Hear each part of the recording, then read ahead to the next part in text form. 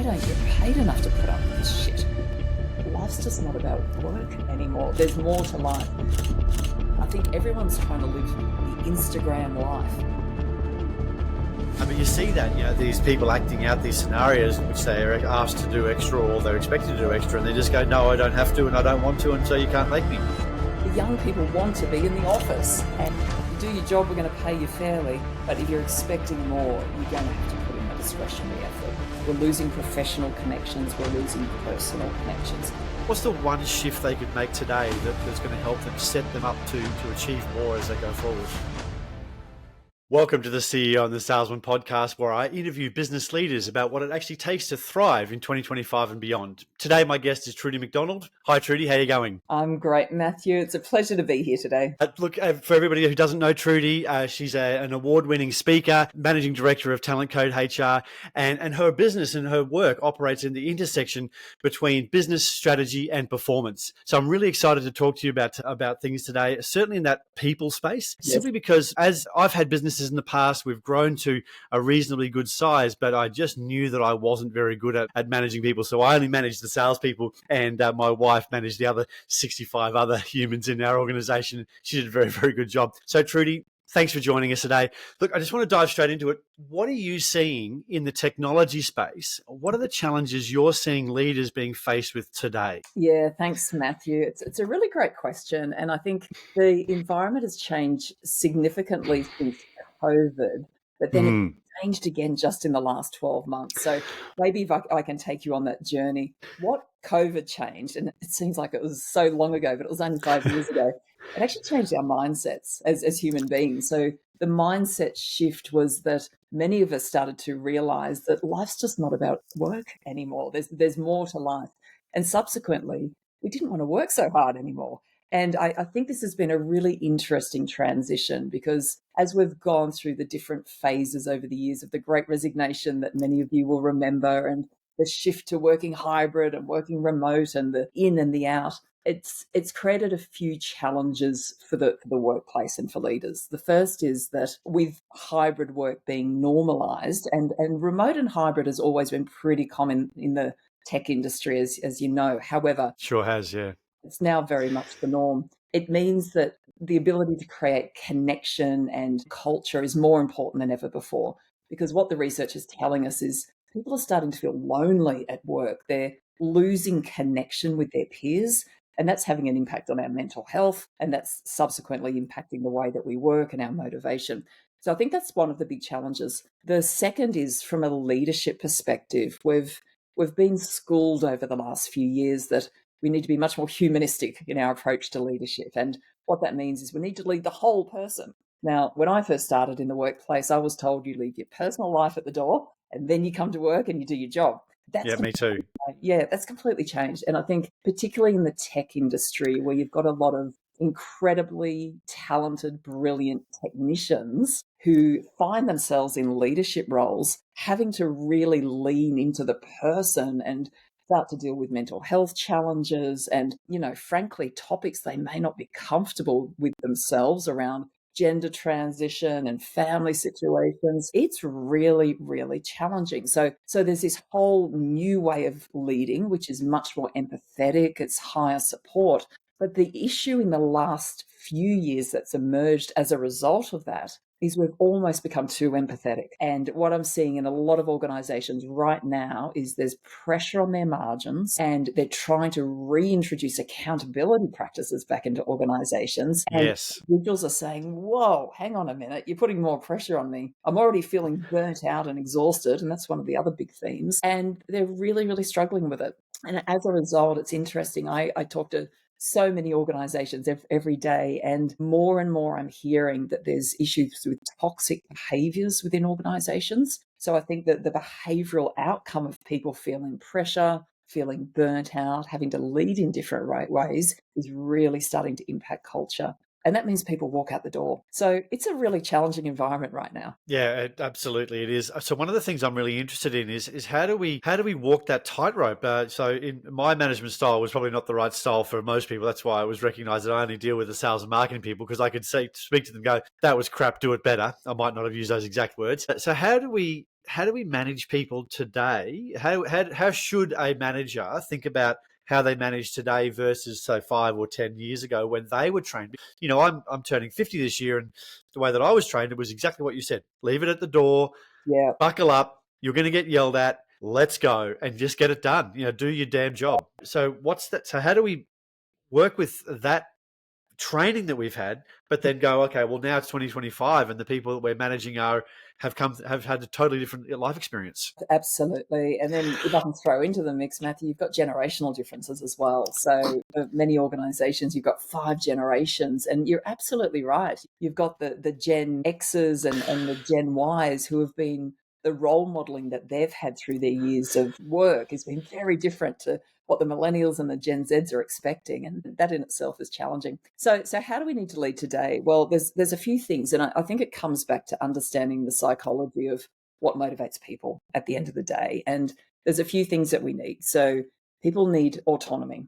Now, that means we're not micromanaging people. And I think in an environment where there's pressure to perform, leaders can sometimes really dive in and start to micromanage. And what that means is that they're not catching people doing good things. In fact, they're catching people doing things wrong. And there's a really interesting balance there, because we do need to pick people up when they're not doing their job properly, and we need to be developing them and coaching them. However, sometimes we can fall into the trap of only catching them doing things wrong. And I love to use the analogy that, for most managers, they don't spend that much time with their team members because they themselves are busy. Their roles are being compressed in many ways. They're doing parts of other people's jobs. Not only are they managing, they're on the tools as well. But when they do connect with their manager, if they're always getting negative feedback or they're getting corrected, it has a profound impact on their motivation. You can imagine how they feel on a Monday morning when they wake up, their feet touch the floor, they get out of bed. Are they going, great, let's go to work and I'm going to give it let's go. Lots of discretionary effort? Or are they going, oh my God, here we go again, and dragging themselves into the virtual workplace often? So that's the first thing. We need to make sure people have got autonomy. The second thing that's incredibly important for tech people is they can't stagnate. They need to know that they're constantly developing and growing, and not just on the tech side, but also when it comes to soft skills and when it comes to leadership or management skills. And I think there needs to be a very deliberate program or process in place within tech organizations to make sure everyone's got development plans, they've got goals, and they're in a very real way enhancing their capabilities. Tech people are smart, right? They don't like to stagnate. And as soon as they stagnate, it impacts their whole sense of well-being. It impacts their entire life. And what will happen is, again, discretionary effort or engagement is going to drop. So, Trudy, in the past, as I grew up, and maybe when you did too, we went to an office, and that was like a socializing aspect, and that was a way to build culture and team, simply because of those unprompted or impromptu conversations that occur around the figurative water cooler. Yes. So what impact do you think remote first businesses have on young people who are coming into the workforce who haven't got that exposure to the range of personalities? Because, when I first started, I think I was 18 or 19, dealing with a boss who was in his 60s. Yes. There's a long distance between those two people. Absolutely. But I was able to understand and gain a level of empathy or understanding from those people. What impact do you think is having on young people today who are just coming into the workforce, and it is a remote first environment? Yeah, it's such an interesting question. And it's interesting because if you look at the jobs that are advertised in the market, the vast majority are either hybrid or they're remote first. So I don't think it's going away, even though there's been a pretty big shift in the last few years for particularly large organizations try to get everybody back into the office, and Amazon very much led the charge on that from a global basis. But there's been massive pushback. So hybrid or remote is now an expectation in most organizations where the work enables you to do that. And certainly that's the case in the tech industry. And the irony of Zoom making everybody come into the office as well, I thought that was quite amazing. Absolutely. So the other thing I think that's fascinating is when you look at the data around desire to come into the office, the young people want to be in the office. And I can imagine so. Yeah, for all the reasons that are obvious, right? They want the connection, they want the socialization, they want the learning. And there's only so much learning that can happen in a structured environment. So much of it, as you mentioned, is incidental. it's bumping into someone in the kitchen, it's overhearing the conversation, it's, spontaneously going, hey, jump into this meeting with me. I think this would be great for you to get involved. We lose all of that. So what happens is when it comes to that connection and the socialization, it needs to be planned, it needs to be deliberate, it needs to be structured. And I'm not sure that's how we operate as human beings. No. We need to make it work. And I think that's one of the challenges for leaders. How do we create structure and be very deliberate around creating opportunities for connection, for collaboration? And if you look at the business impact of this, if we don't have relationships with others in the workplace, and that's what remote enables, that's the challenge that remote creates for us. We're losing professional connections, we're losing personal connections. Work becomes more of a transaction. So if we don't have those connections, what happens is we're not collaborating spontaneously. And if we're not collaborating, we're not innovating. So now you can start to see the business impact that the remote work is having. So would you recommend a young person, I've got teenage boys, they'll be coming out of school in the next couple of years. Yeah. So would you recommend them to go find, or not necessarily them, but would you recommend young people to go and find businesses and roles in which they can show up every day and they can learn that stuff by osmosis? It's a great question. I don't think we need to be showing up every day anymore. And I think there's the practicalities of understanding that we've all got lives to live. And for a lot of people now, particularly the housing crisis for younger people, and that's a whole other topic. Yeah. They're not going to live next door to the office, right? They're going to have significant commutes. Now, I remember for one of my CEO jobs, I commuted 6 hours a day every day.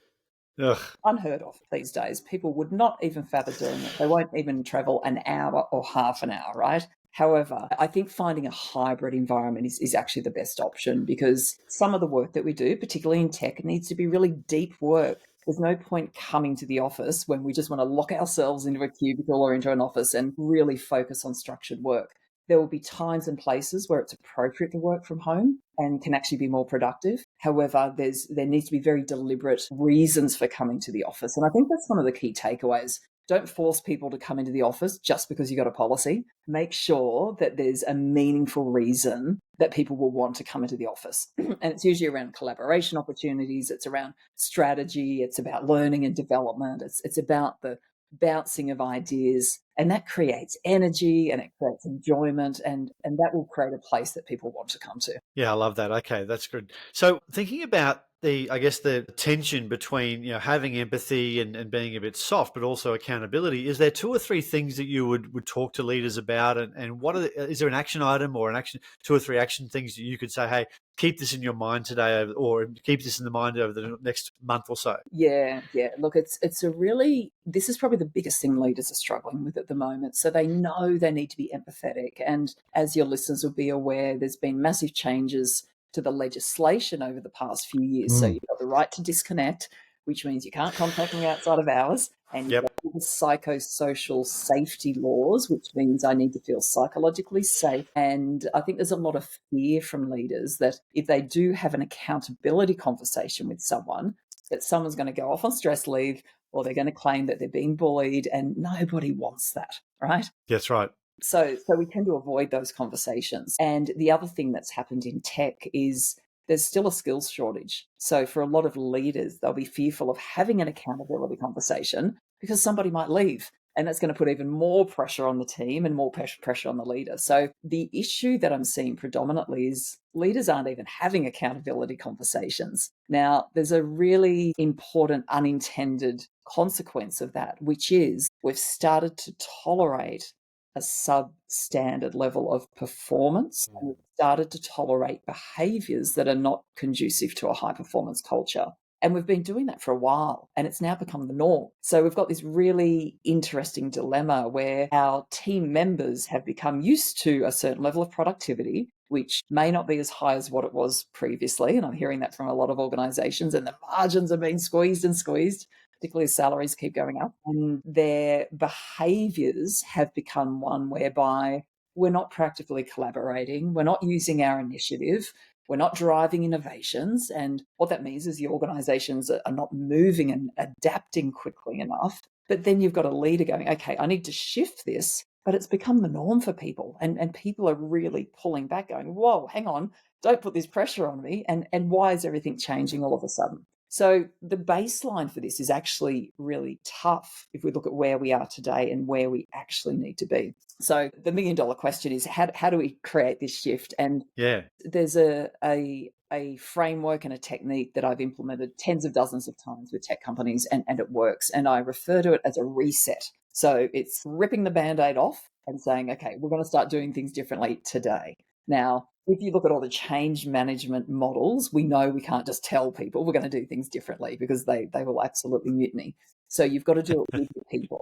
And it's got to be their idea, right? So this is the kind of framing I like to use. This time of year is really great as we go into a new period or a new financial year. And it's about getting your key people, often your leaders, into an offsite under the following premise. Number one, team, we've delivered some fantastic things in the last 12 months. Let's celebrate them. This is what they are. Massive achievements. We're now going into the new period, the new financial year, and we've got some equally ambitious goals that we need to achieve as a business. And each of you are really critical in ensuring that we can deliver that. And this is how it links to our purpose. However, I recognize that the way that we've been working in the last 12 months is not sustainable. And it's important to me that we're not burning out and that we're doing things in a way that make this a really great place to work. So we're going to get together in a few weeks' time. We're going to have an offsite and we're going to revisit our ways of working. And this is what we're going to do. I want you to bring your ideas around all the things that are working really, really well in your teams or in your functions, and we're going to share them with each other, and we're going to double down on those things. We're going to lock them into our ways of working. The second thing we're going to do is bring all of the things that frustrate you, all of the challenges, all of the ways of working that are not sustainable, and we're going to table them, and together we're going to solve for those things. So what we're going to end up with are some new ways of working that we all agree to, that we all come up with, that's going to make this sustainable. Now, in my experience, having done this so many times, there's a few things that are going to come out of this conversation. One will be role clarity. And what you'll hear from people is, I don't know what my priorities are. I'm doing way too much. And subsequently, I'm delivering very little. So there's going to be an opportunity to reset people's roles. And this is so critical, particularly for leaders and managers, because what I hear time and time again is that my role has been compressed. And what that means is I'm doing parts of other people's jobs because they're getting comfortable. Yeah, I'm seeing that. And I'm having to fill the gaps. And now as a leader, absolutely seeing that. Yeah. So that's the first thing that will come out. The second thing that will come out is accountability. So what you'll start to hear is, okay, we know what we need to do now, but how do we hold each other accountable? Because if you're not doing your job, it's impacting me. There's so many interdependencies within organizations, as we know. Meetings will come up.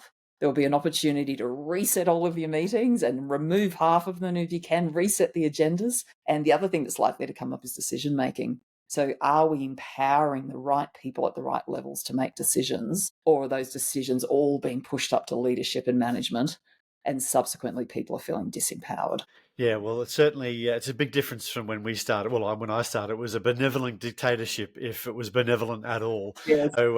So the rules have changed. So thinking about how technical leaders who do live in a world of ones and zeros and correct or not correct, and we've heard the term EQ. And so just want to break down a little bit about what EQ means and how a technical person can sort of get a hold of that and go, okay, well, I need to do something differently, or I need to engage with my team a little bit more. How do they get the best performance out of their team? Yeah, right. So EQ stands for emotional intelligence, and all the research back in the day was all about IQ. So the research will tell us that the smarter you are, the higher your IQ, the better leader you are going to be. And then probably about 15 or so years ago, a whole lot of research came out suggesting, well, that's not always enough.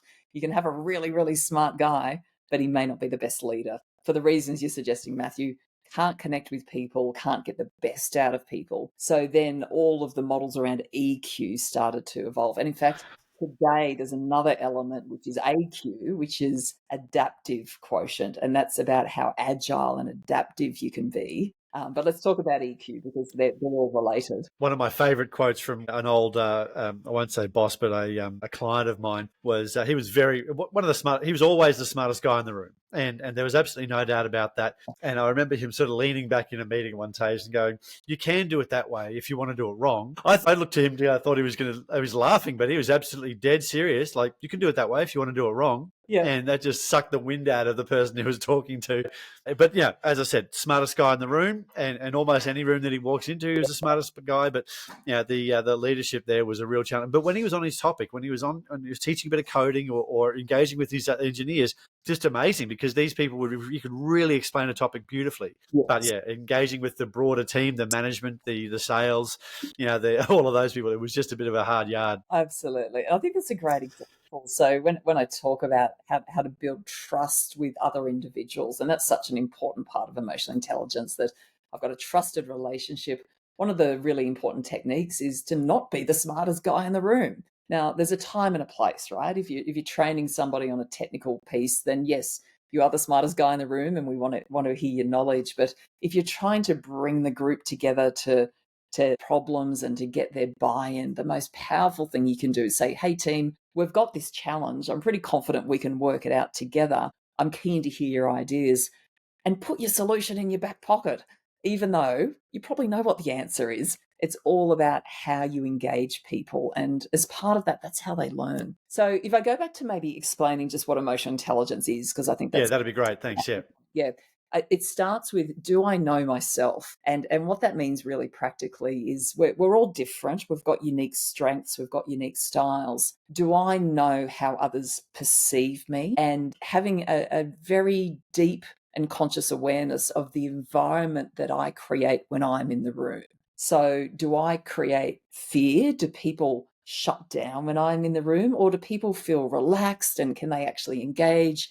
Can people give me feedback? Do they feel as though I'm micromanaging them and I'm being harsh? Or do they actually feel as though I really want to listen to them and I want to support them? So that's step number one. And the way to build that awareness is often through using some tools that are out there and readily available. So DISC is one of many. Myers-Briggs would be another one. But I do a lot of work with tech teams to do those types of self-assessments. There's no right and wrong answers. It's just about understanding my unique strengths and who I am. Now, the next step of emotional intelligence is understanding how to read others. So it's the classic thing of, can I read the room? Now, I think we've all seen it in an environment where maybe there's a presentation or a meeting and somebody's talking, and they keep talking and they keep talking, and people are literally falling asleep around them. People start to wilt on the vine. Right, but they keep talking. That's not emotional intelligence, right? And that's an extreme example. But it's much more subtle and nuanced than that. Can I understand that not everybody's like me? And there's the classic expression we've all heard, which is, treat others in the way that you would want to be treated. We actually don't want to do that. And if I can give you an example. Yeah, I'd love that. That'd be great. I like to be treated is, I don't need recognition. I don't need people to say, great job, Trudy, because I'm intrinsically motivated. Now, as a leader, the problem with that is I may not make the effort to recognize others and tell them they've done a great job, because I might assume that they don't need that either. I don't need it. Why would you need it? And this is a classic thing I see with a lot of very driven leaders that are intrinsically motivated. I might have people in my team that don't have self-belief, that require extrinsic validation to actually motivate them and get the best out of them. Another example might be, I won't do a lot of preparation. I back myself just to jump into any situation and I'll just wing it, right? For others, it won't get the best out of them. I would need to know that, you know what, if I give them a heads up the day before, that this is what we're going to talk about in the discussion so they can prepare, I'm going to get the best out of them. But gee, if I ask them a question on the spot, don't expect any level of genius to come out. So it's understanding that other people are different. So that's level 2, emotional intelligence. Level 3, this is where it gets a little bit trickier, is, can I adapt my style based on who's in the room? Can I in some situations be direct and results oriented, and then switch gears to go, you know what, I need to just deeply listen to this person, show that I can support them, and it's all about them, it's not about me. Do you see that very often in business, where people are able to do that code switching? Great leaders can do it, absolutely. And I think the good news is this is trainable. It is absolutely trainable. Okay. And it comes with an awareness that our work styles are adaptable. Many of us, if we reflect over our years in the workplace, we'll realize our work styles have adapted. I used to be very, very single-minded about results and outcomes. And as I got more and more leadership experience and made lots of mistakes, as we do, I realized I had this trail of destruction behind me. So over the years, I've had to balance that and become much more empathetic, slow down, bring people on the journey, and inevitably it gets better results. So that's level 3. And then the final level of emotional intelligence is, how do I use those skills now to collaborate, to have difficult conversations, to do all the things that we need to do to build effective relationships in the workplace. So are there any books, resources, or anything like that that people who are listening, they go, you know what, I think I can probably find a better way, or I could get high levels of performance? And it might come, from a technical point of view, they can look at the ones and zeros and go, well, we are here, we want to go here. Maybe an element of that is my management style. Yeah. What should they do as a first step? Is there a book, as I said, or is there a resource that they could get a hold of? Yeah, look, there's so many business books out there, but you know what? There's a classic, and it's very, very old. And I think if people are at the start of this journey around emotional intelligence, it's Stephen Covey's book, which is How to Win Friends and Influence People. And it comes back to the I think I've got it in my library over there. Okay, great. To the basics of understanding yourself. And at the end of the day, I think the big takeaway is it's not about you. It's about them. And one of the leadership philosophies that is really required for 2025 is what's called servant leadership. And if you can imagine, you take your organizational structure and you turn it on its head. And what it means is, as a leader or a manager, your number one objective is to set your team up for success. So how do I support them? How do I engage with them? How do I motivate them? That's where emotional intelligence becomes so critical. I love that. Okay, so what role do you feel having that? You talked about earlier dealing with the whole person, but internally, so what role do you feel that health and fitness takes into account in relation to performance? Do you talk about that very often in your keynotes? Yeah, it's so I talk a lot about well-being. So, but part of well-being is actually setting yourself up to be resilient. And I think resilience is another key characteristic that not only do leaders need, but all of us in the world today, we need to be resilient because of the pace of change. And I think that the change and the pressure is not only in the workplace, where we're trying to get more out of people and we're operating in different environments, but also in our personal lives. And I had someone say to me recently, they said, you know what, I think everyone's trying to live the Instagram life. And I'm like, what are you talking about here? But they explained it to me and it made sense, which is when you get on Instagram or any social media, you get these perfect pictures of people. It's this little snapshot of their life. But I think we can assume that they've got this wonderful, perfect life where they're the perfect parent, or they're in the top of their game in their sport, or they're fit and healthy and they're going to the gym and they're looking amazing and they've got an amazing career. And the pressure that puts on people. So I use the example in a hybrid environment for individuals who are parents. Previously, back in our day, Matthew, somebody would say, Back in our day, yeah. I feel like an old person. A parent would sacrifice their career. Maybe both parents might be working part-time, or one of the parents would take a few years off their career to care for the kids. These days, that doesn't happen. Everybody's working full-time, but we're working hybrid. So we've got care responsibilities in addition to a full-time job. And I'm trying to go to the gym and be fit and healthy. And so I think there's a huge amount of resilience that's required because life has got busy. Life has got more complex. And the expectation that I think society puts on a lot of us, and then we put on ourselves, it comes down to individuals, actually creates this heightened sense of stress and tension that isn't healthy for a lot of people. So I do a lot of work around building resilience and making sure that people can navigate the changes that are inevitable. And physical fitness and health is a key part of that. But there's other things that we need to do as well. And it's all the basics. We need to make sure we're eating well. Yep. Sleep is incredibly important. Easier said than done for most people. Yep, totally. Physically active. We need to take time out to shift our brain chemistry. And I think for people working remote or at home, the laptop's always on the kitchen bench and the phone's always there. Phone's always there, the emails are there, Slack is there, it dings at you, all of that sort of stuff. So one of the things that I've done in my team is I encourage them to switch off and to not be available. If a client phones, look, you don't have to answer the call. Like, obviously, we're driven to provide a level of service that is where we want to be. But, if you're busy, don't answer the phone, and that's life. So try to, like you said, the right to disconnect is a real thing. Certainly in a business like mine, which is, we do marketing and strategy and consulting. Whereas, then clients are often, it's the most important thing in the world is their marketing and their sales and their world and their business growth, and making 6 phone calls in a day wouldn't be unreasonable to try to push the ball forward because they're all highly motivated.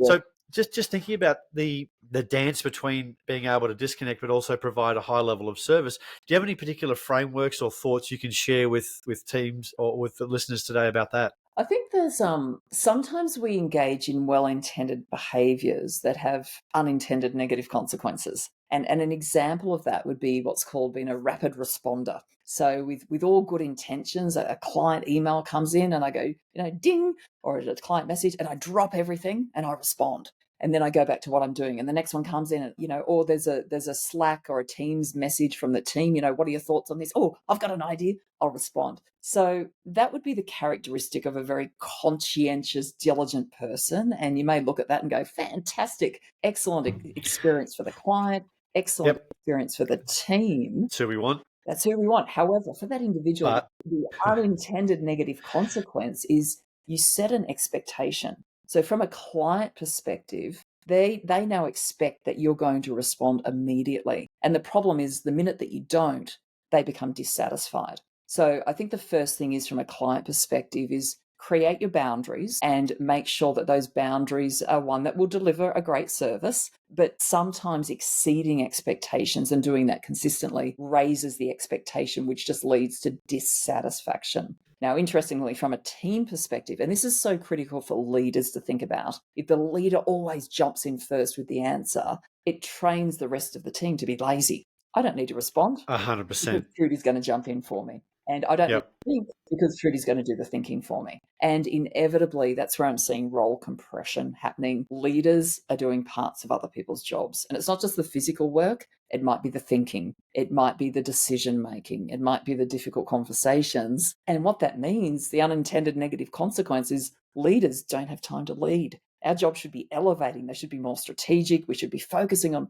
people and getting the best out of them. But if we're doing parts of other people's jobs, it all goes out the window. It's so easy to just jump in and give the answer. Certainly, I've been running my own business for 25, 27 years now. And so I've been there and done that. And I've got the T-shirt and the scars. So it's hard not to it's hard not to jump in with the answer. And it's quite painful, I find. But it's trying to create that situation. So the question that I've developed in asking is, look, if you had ownership and accountability and responsibility for this particular thing, what would you do about it?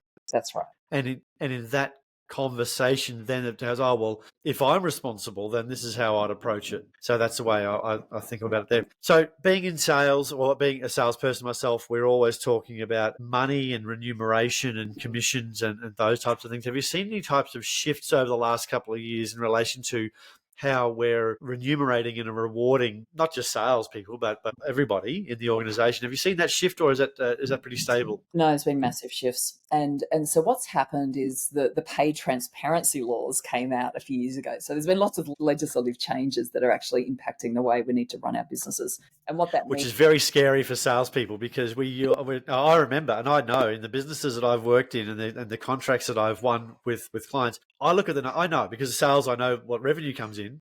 I know that me and my team, or I'm one of the highest paid people here, and it looks like I'm having a pretty good time doing it too. Yes. So that's a problem. It's not a great way to build friendships, is it? No, that's right. That's right. Yeah, so the pay transparency laws means that contractually you can't stop people talking about their remuneration. Now, the reality is, as you know, Matthew, particularly since COVID, everyone's talking about remuneration. And if it's Gen Z or millennials, it's out there on TikTok. It's just an open conversation. When we started to see the Great Resignation and silly amounts of money were being thrown around the market, I think that was a real cultural shift where people just started talking about money. Oh, I've been offered 30 grand more. How much are you getting paid? How much did you get offered? Suddenly it just became a conversation. I don't think that's a bad thing, because what it's done is it's forced organizations to actually have a structured, fair process in place rather than it being discretionary and ad hoc. So that's the first thing that's shifted. Organizations are now realizing, I need a remuneration strategy. I need to be able to justify decisions. And when Johnny comes to me and says, hey, Susie's earning 20 grand more for me and doing the same job, I need to be able to justify that and explain it. So I don't think that's been a bad thing. So what that means is and we do work in the remuneration space, a lot of organizations are asking us to do salary benchmarking for them because they want objective third-party information. So they can go to their team with integrity and say, look, we've had a third-party benchmark all of our salaries against the market. Our philosophy is to pay everybody fairly. And what that means is we aim to pay market median or above. And that just shuts out the noise. So one of the overriding principles with remuneration is people need to know that they're paid fairly.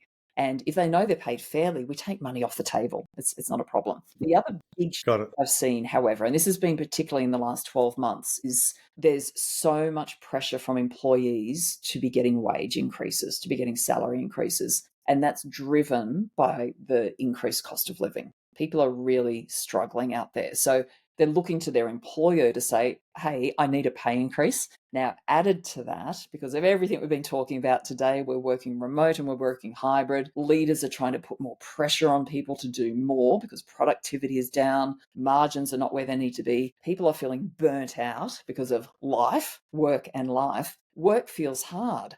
And then you add to that, there's toxic behaviors in a lot of organizations. So there's this sense of fairness as well. And excuse the language, but in a lot of people's heads, they're going, I don't get paid enough to put up with this shit, right? Yeah, so true. So they're going to their employer expecting pay increases. And the conversations I'm having with CEOs at the moment is it's not sustainable for us to keep increasing people's salaries because our margins are getting smaller and smaller and smaller. So how do we stop this? But at the same time, you've got people saying, well, hang on, I'm expecting a pay increase and I'm going to leave if you don't give me one. Yeah, that's right. So the strategy that a lot of leaders are now adopting is, and this is a philosophy that I really advocate, is that your base salary is for doing your job. And it's up to us as leaders to define what doing your job looks like. So that's step number one, define it and then measure it. And then your base salary is for doing your job. If you're just doing your job, you're not going to get any more. So now we start to talk about incentives and bonus schemes. Don't expect an incentive or a bonus if you're just doing your job. However, if you're doing more than your role, you're contributing in a way that puts you above what's expected and above what we're paying you to do, then there's the opportunity for you to earn a huge amount of money. And now in the sales world, that's always been the case, right? You've got a sales target, and anything above that, you can start to earn some really good money. It's absolutely clear what you can earn. I'm in my sales room, and once again, I never claimed to be any type of good manager, but I actually had a sign made up that said, this is not great. I said, the sign says, your pay rise will become effective the moment you do. Yes. So that was probably, that was in the sales room. I didn't, admin and finance and all those guys weren't subject to that type of abuse. Yeah. I don't know if it is abuse. And you know what? It's interesting because what I see across so many organizations now is people don't want to put in the discretionary effort. Our work ethic has changed for all the reasons we're talking about. I'm not working past 5 p.m. This is my job. I'm seeing that even with very well paid professionals. Now, it's a trend on social media as well, isn't it? Like you see, these reels come through. I had to delete TikTok. That's too effective at hijacking my brain. TikTok is, but reels, that's got me. But you see that, these people acting out these scenarios in which they are asked to do extra or they're expected to do extra, and they just go, "No, I don't have to, and I don't want to, and so you can't make me." That's it. So, that didn't happen in our day, right? You got fired if you had that attitude. However, absolutely. I think if you link it back to a sporting context, and I'm a rower, so I row 6 days a week, and I'm all about team sport. Were you up this morning? I wasn't, because I'm in a different location, but I went for a run. Oh, okay. Well, I took my son to rowing this morning at 4:30, and it was 4 degrees on the Gold Coast, and that was That's unacceptable, especially for the Gold Coast. I mean, right, I was born on the Gold Coast, live here for a particular reason. One of them is the weather. Yeah, oh my goodness. Yeah. Yeah, sorry, I don't mean to hijack what you were just saying. Sorry, go on. No. Discretionary effort. Yes. No, I get it. So, if you think about any sport, if you want to be at the top of your game, if you want to win, right, you don't do the minimum. You've got to do extra. You put in the extra training. You're very disciplined about all the things that you need to do. You have to do more than the competition. It's the same in the workplace. If you want to get pay increases and move beyond, what's expected of you, you're going to have to do more. So I think that, it's a little similar to your sign. You do your job, we're going to pay you fairly. But if you're expecting more, you're going to have to put in that discretionary effort. And that's about fairness, fair to the business, and it's fair to the individual at the end of the day. I actually learned something from, I think it was Damien Patterson said, I'm looking for a fair exchange. That's right. And so in conversations with team members, I'm looking for a fair exchange. We pay a certain amount of money, we receive a certain amount of value back. If it does go beyond that, then we want some more. So look, Trudy, as we wrap up today, and then the listeners who are in the technology space, they're trying to scale their business and grow their business, is a scale-up founder. Is there something that you could suggest them that could make their leadership more effective? What's the one shift they could make today that's going to help them set them up to achieve more as they go forward? Yeah. You know what? I think that the thing that's making the biggest difference for organizations right now is around how they view accountability and how they execute accountability in their business. And this would be my takeaway. Make accountability a team sport, not one-on-one combat. So one-on-one combat is lots of one-on-one conversations, which inevitably don't happen and are not effective. Making accountability a team sport enables you to put support and empathy and collaboration into the mix. And what it looks like really practically is I know what I'm accountable for and what success looks like. I know what everyone else is accountable for in my team. I know how I'm performing, and I know how everyone else is performing. Now, the way to bring that to life is self-driven accountability. So if you can imagine really practically, at my weekly meeting, I share with the team, here's how I'm tracking. I've done really well in this area, and let me share why so we can all learn from that. And I'm struggling with this area. Can I get your help? And without judgment, the team's going to lean in and give me ideas and support me. I'm going to feel connected, supported. But what happens is this little bit of magic, which is accountability, will just go through the roof. I love that. Well, that's a great message to make accountability a team sport. Trudy, thank you so much for joining me today. Hope you've enjoyed the background noise I've got going on here in the construction. I've tried to mute myself as I went along. But look, thanks so much. And if anybody wants to get in touch with you, I'll make sure that I put all the links, your website and YouTube and LinkedIn all below in the show notes. Thanks so much. Make accountability a team sport. Fantastic. Have a great day. Bye for now. Thanks, everyone. Thanks, Matthew. Bye-bye.